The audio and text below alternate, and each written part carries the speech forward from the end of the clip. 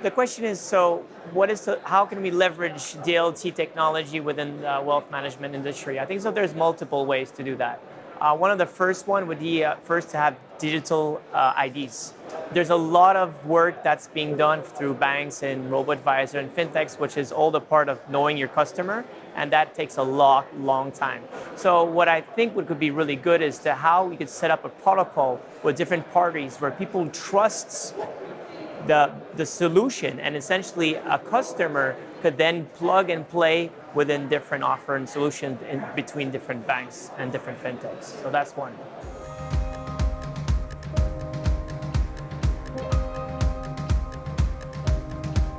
So what the digital solutions has in store for wealth management for the bright future we have, I think so. There's multiple facets that we could look at DLT. One of the greatest thing about blockchain technology, it's the ledger itself. A lot is regarding trading systems today is that it takes a lot of time for middle office and back office to reconcile all these trades. The great thing about blockchain technology itself, well, essentially it's all on the ledger. So there's no real need of man work or trusts from other different parties to make sure that the auditing is well reported. In that case, that's probably one of the first and the best solution for, I would say, how to incorporate the trading systems. The second thing I think so is that what we forget about, I would say wealth management in general, is that all the protocol that was being built, the architecture that we have in the banking industry is all relied on fixed protocol. And fixed protocol today is almost as old as I am.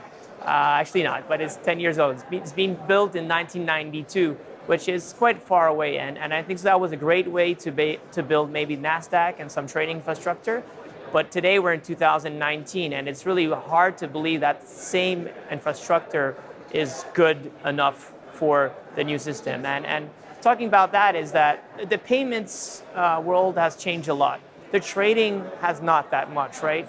Today we see very much, for example, great actors in the payment industry that were MasterCard and Visa maybe in the early 2000s, late 90s, that now have been completely passed over from, let's say, WeChat. And all these new emerging countries now, they're not creating new machines to get solutions such as MasterCard. They're doing NFC or they're doing blockchain payment solutions. And I think so that's what the industry today has to think about, is that how will you reach those 7-8 billion customers tomorrow? It's not with MasterCard. And it's the same process that has to be done with the trading system. Not every bank in Africa or in the Middle East or in Asia is going to go through fixed protocol, but it's going to go through blockchain technology. And we're really witnessing a lot of different protocols that goes from, for payment institutions, for example, let's say Ripple is doing a great job on that. But we have as well new protocols like such as Melon, 0x protocol. We have a lot of different great things that are being done. I think so that's one of the big change.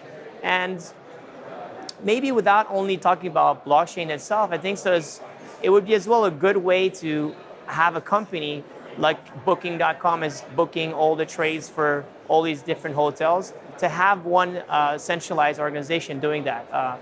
And that's actually what we've been building actually at SwissBorg. So it's a great order management system that essentially is connecting and getting best prices through multiple crypto exchanges, but as well fiat.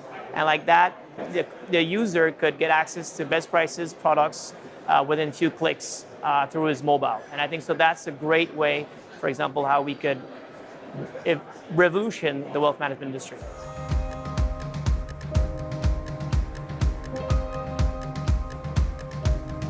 The most exciting parts, I think, so the next 5 years is how we go from the 10-20% of people are investing money to that 90%.